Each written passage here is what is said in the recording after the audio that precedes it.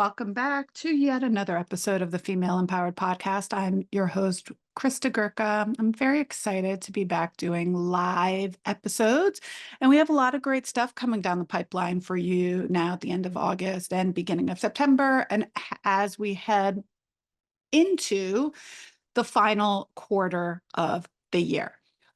First off, one thing I just want to lead with, if you are at all interested in attending my annual Women of Wellness Business Summit, I invite you to get on the wait list now. We already have people that are registered and attending, and I limit registration to 25 people because I love the fact that we get to have one-on-one, individualized, very, very small breakout groups, and then very, very small groups to implement everything you want to do in your business in 2025. So you can also bring a team member. So this summit is happening November 7th through 9th in Miami, Florida. It's a beautiful venue. I provide breakfast and lunch all the days of the summit.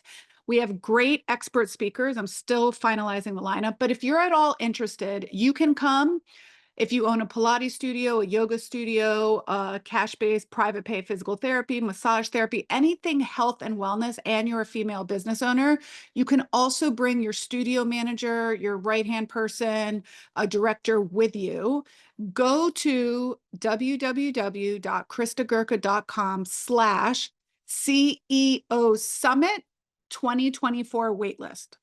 That's kristagurka.com/CEO Summit 2024 waitlist. Early bird pricing will be on sale very, very soon for 2 weeks, I believe, in September. So if you're interested, I'd love to meet you in person. All right. Okay. Enough about that. So let's get into today's episode. So what we're going to talk about today is how to decide if you should add teacher training programs or continuing education programs or any type of training education to your list of offerings, and how it can benefit your studio in terms of diversifying your revenue. Now, I am going to preface this by saying I've had a program for, gosh, 7 or 8 years now, and I'm going to say it's a lot of work. It is not passive revenue. No, it is not. It is a lot of work. And at the same time, it has been beneficial for our studio in a number of ways, not just revenue-wise. In fact, for the first several years, wasn't revenue-wise at all, but it has created a pipeline of amazing instructors that now work at Pilates in the Grove. And if I think about all the instructors we have currently working with us, 1, 2, 3, 4, 5 of our current instructors out of 9 have been trained through the Pilates in the Grove program. And we've trained many, many, many more of those. And the other thing is, I love to say that we have 100% success rate in passing the NCPT exam, which is a national certification for Pilates teachers. So yay. Anyways, took a long time for us to get to where we are today, to get to a program that is relatively self-sustaining, but it does have a lot of work. It does come with a lot of work. So what I'm going to talk to you about today, just a little bit as to consider why these might work and why they might not work, and how you can start to implement them or think about maybe implementing them in 2025 and beyond. Okay. So one of the biggest challenges that is facing our industry right now is labor. And I don't even need to cite, I will, but I'm not going to cite all the sources, but I know this just from speaking to many, many people.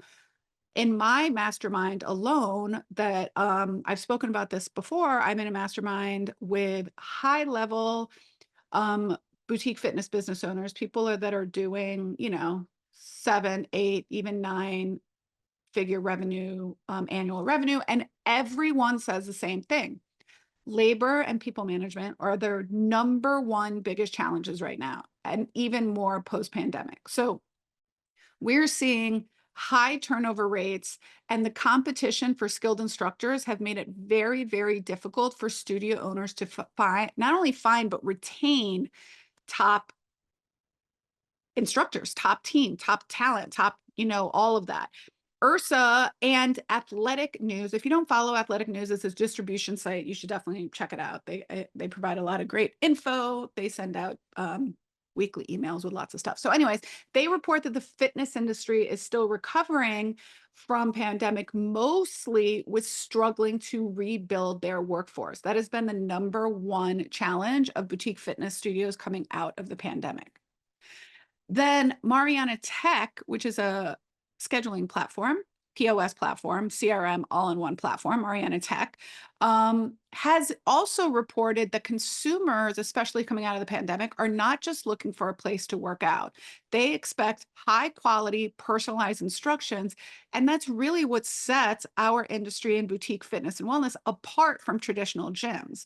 So this demand for excellence increases the pressure on us as studio owners to find top tier talent. Now, for Pilates studios specifically, and for private pay physical therapy practice, of which is what I own and operate, it has always been that way. So there's a lot of, there's just a lot of, I don't know, pressure, stigma around having high quality Pilates instructors, not to mention the fact that the barrier to entry is really hard. A Pilates teacher training program is very expensive, anywhere from $4,000 to $9,000.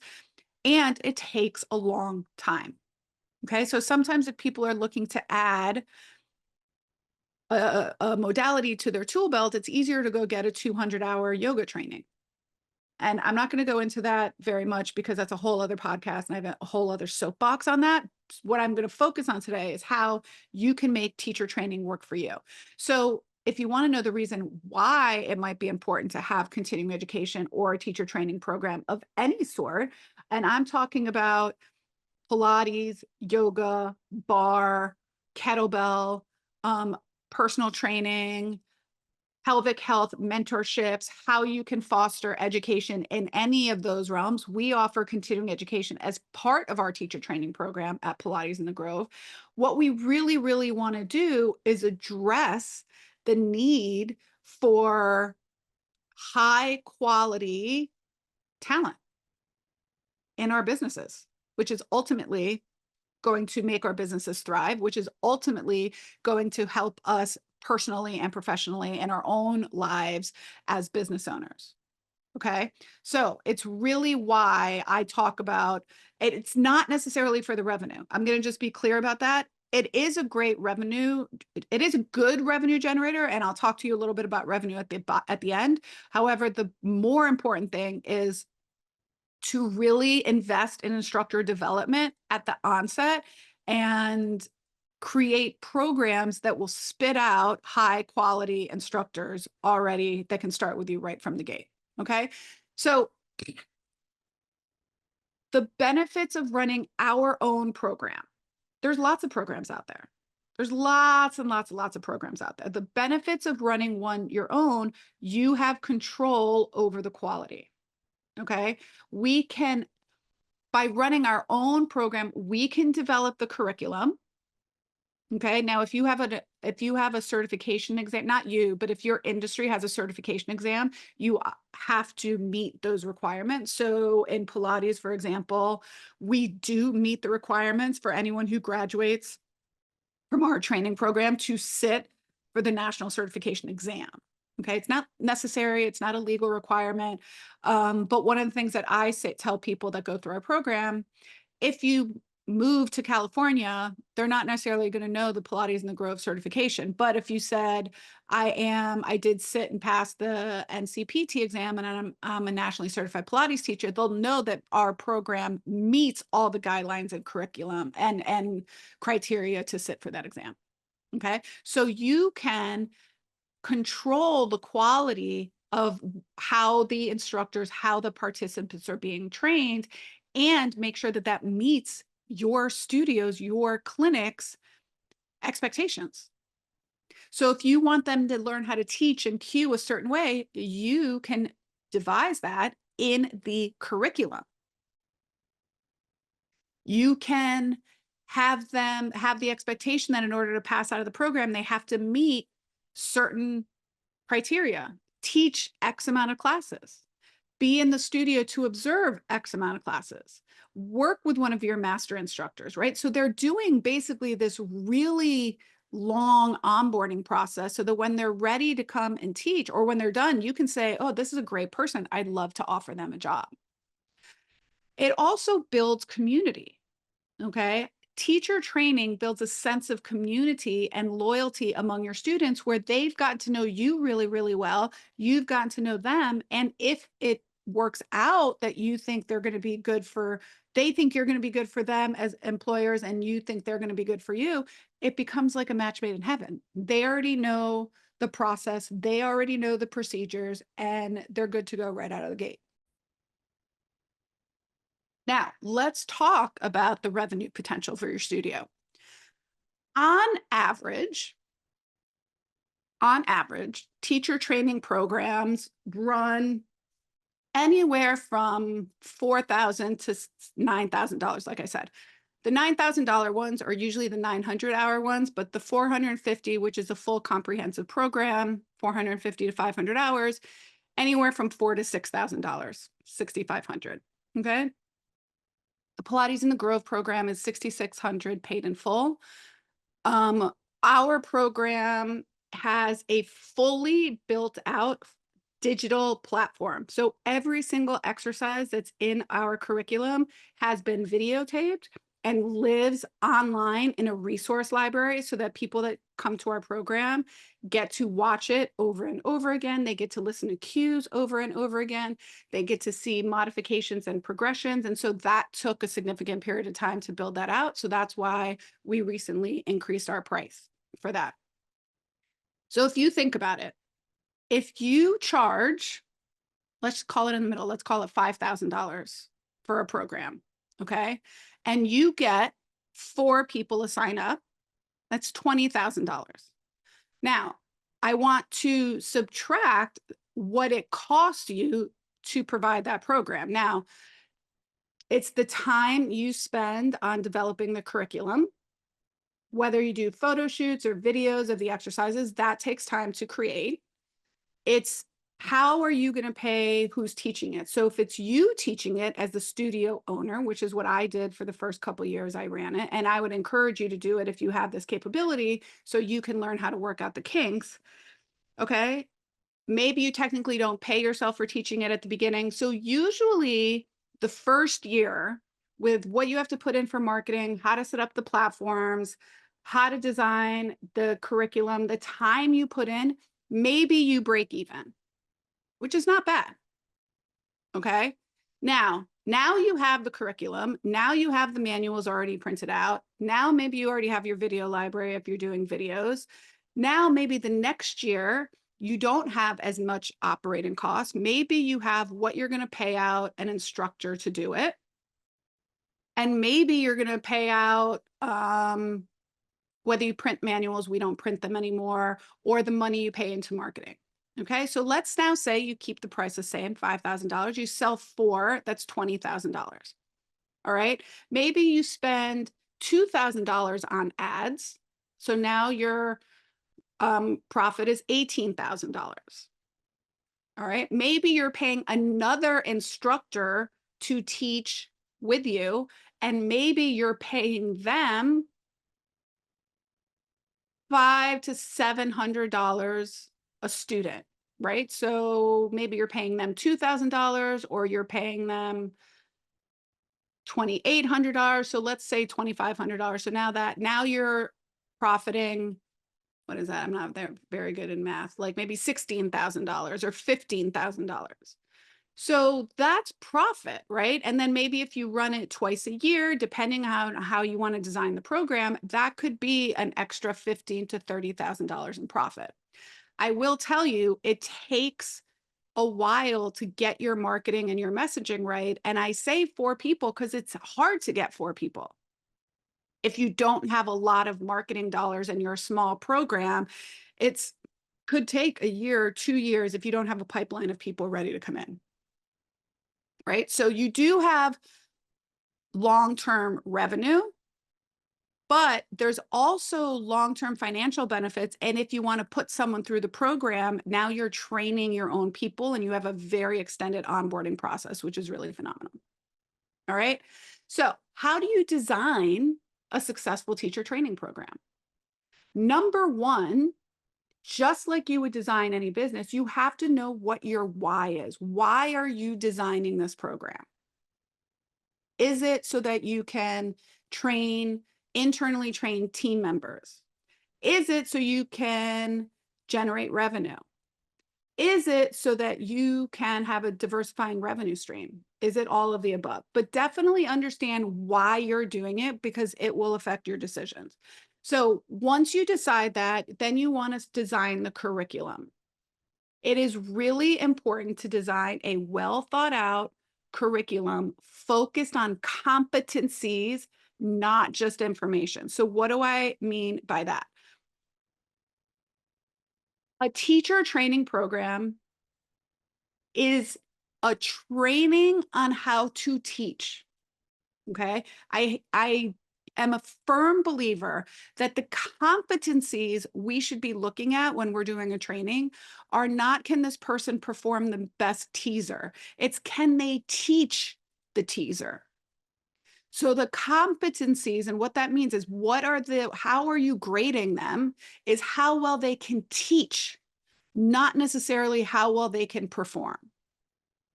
So it's really important that you grade.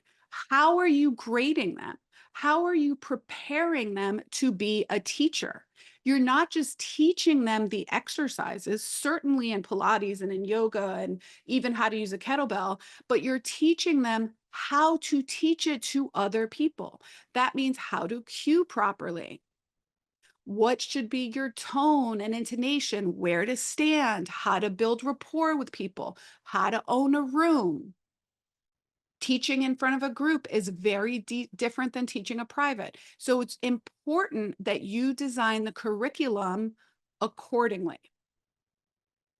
Next, you're going to decide what kind of container are you going to teach it in?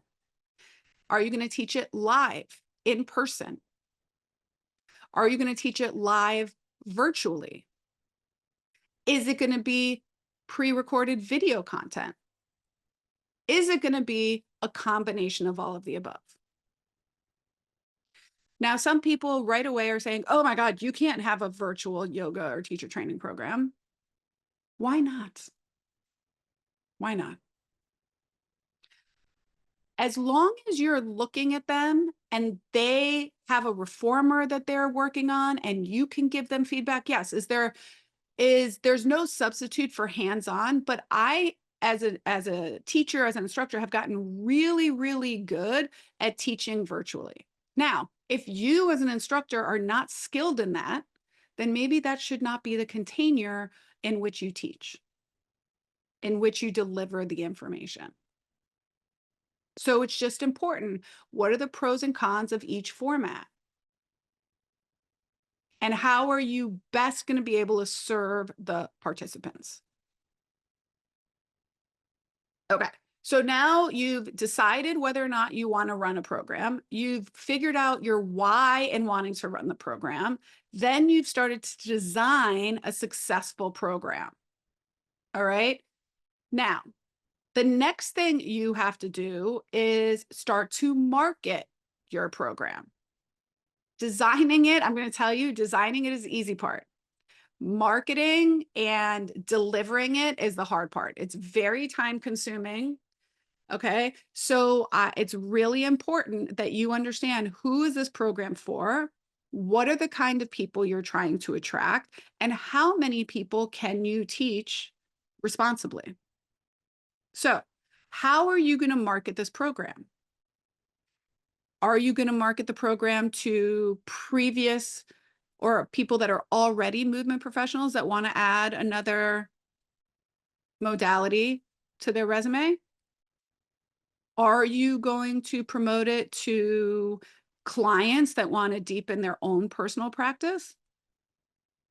Are you going to market it to massage therapists, physical therapists that maybe want to learn again a little bit more and how to add something to their resume?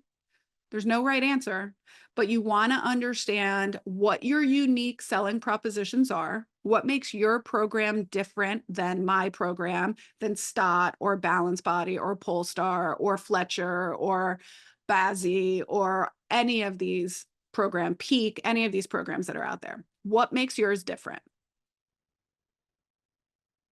Okay, so for Pilates in the Grove, ours is different. It was designed by a physical therapist, by myself. So it's very rehab, special populations based in nature. The other way we're different is we keep our training program small, 4 to 6 individuals per cohort. We include mentoring. You get access to our studio without having to pay additionally. You have a fully built out resource digital library. So these are the things that make our program different. And then you want big part of marketing is what we call social proof. So you want to leverage your testimonials. Use your former clients, use your instructors, use your former graduates, and give testimonials about your program. You can use affiliates. Affiliates are people that are going to promote your program for you. And in return for promoting it, they get a commission on people that enroll. So those are really good ways to decide on how you're going to market this program, because it's not just developing it. I'm telling you, marketing it is harder, and it should be continuous. So if you're like, oh, I want to start a teaching training program in January, of which I don't recommend January. I recommend at least starting in February, because people are still all over the place in January. You should be promoting it now in September and October. You should be promoting it now. Okay, because you need to be talking about it. You need to be getting people on a wait list.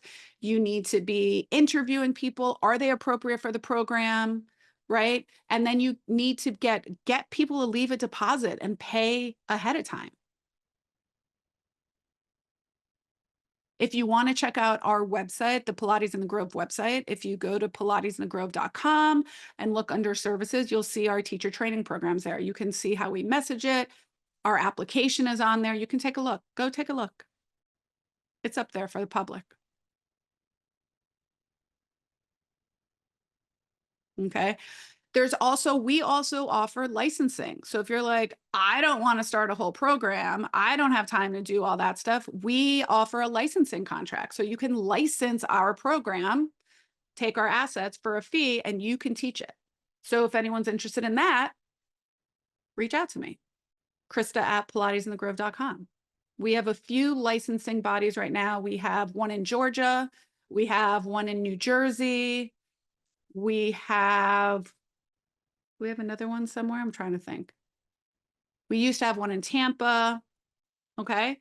So you can certainly do that. Now, some statistics that might help you decide if this is the right thing for you. As of 2024, there are approximately 25,496 Pilates instructors across the United States. And Pilates right now is huge. It's big, big, big, big, big, big right now. Business is booming, people. For yoga, there's approximately 36,000 yoga instructors. 68% of Pilates instructors use online subscription services for continuing education.